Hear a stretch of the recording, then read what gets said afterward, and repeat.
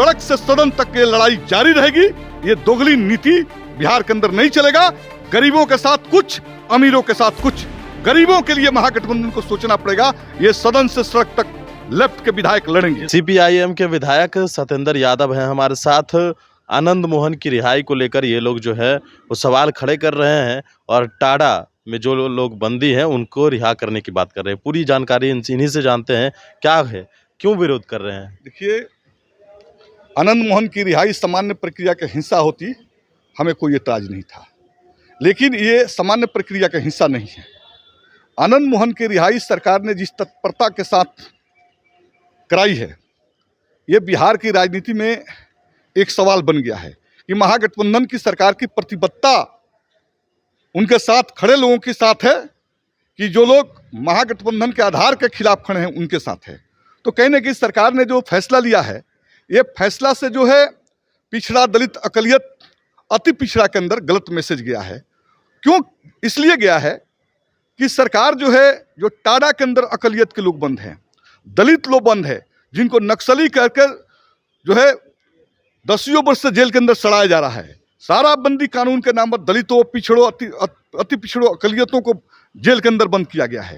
तो हम तो पहले से सवाल उठाते आ रहे हैं कि उनके लिए आप कानून में समीक्षा कीजिए, मुकदमा को वापस लीजिए। लेकिन सरकार हमारी बात न सुनकर अपने एक निजी राजनीतिक स्वार्थ के लिए माफिया अपराधियों के साथ खड़ी होती नजर आ रही है। इसलिए ये सवाल तो उठेंगे। सवाल ये है कि आप लोगों ने सरकार को समर्थन दिया है ना, आप सरकार में हैं, फिर भी आप सवाल उठा रहे हैं अपने सरकार।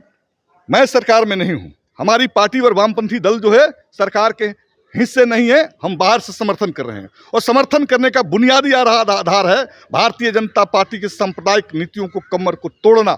इस सवाल पर हमारी एकता है और इस सवाल पर एकता जारी रहेगी।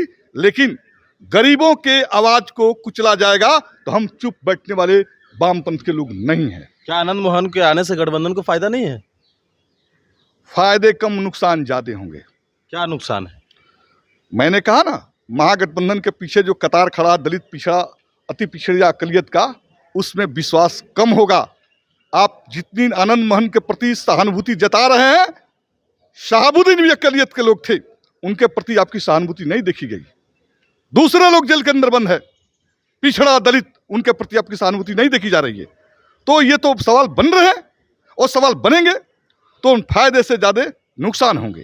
तो सवाल ये भी है कि आप लोग नुकसान की बात कर रहे हैं, समर्थन है तो क्या समर्थन भी वापस ले लीजिएगा? मैंने तो पहले ही कहा कि समर्थन जिन सवालों पर है वो भारतीय जनता पार्टी को सत्ता से बेदखल करने। अगर आनंद मोहन तो रिहा हो गए, अगर आपकी बात नहीं सुनेगी तो समर्थन वापस लेंगे? समर्थन वापस का सवाल नहीं उठता है। हमने जिस सवाल पर महागठबंधन के हिस्सा हैं वो सवाल है भारतीय जनता पार्टी को परास्त करने का हिस्सा, और भारतीय जनता पार्टी के परास्त करने के लिए सब कुछ करते रहेंगे। समर्थन हटाने और लेने का सवाल नहीं है, लेकिन सड़क से सदन तक ये लड़ाई जारी रहेगी। ये दोगली नीति बिहार के अंदर नहीं चलेगा। गरीबों के साथ कुछ, अमीरों के साथ कुछ।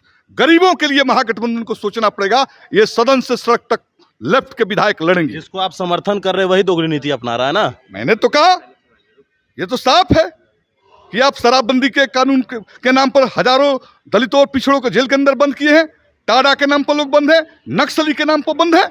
आप उनके केस को रिव्यू नहीं करें, केस वापस नहीं करें, और आनंद फानंद में एक व्यक्ति के लिए जो है आप कालीन बिछा दे रहे हैं। ये दोनों बात नहीं। 26 लोग और रिहा हुए, उनके बारे में क्या सोचेंगे आप?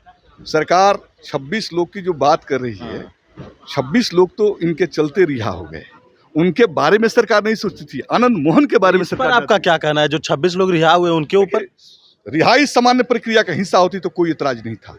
ये सामान्य प्रक्रिया 26 पर भी आपको एतराज है?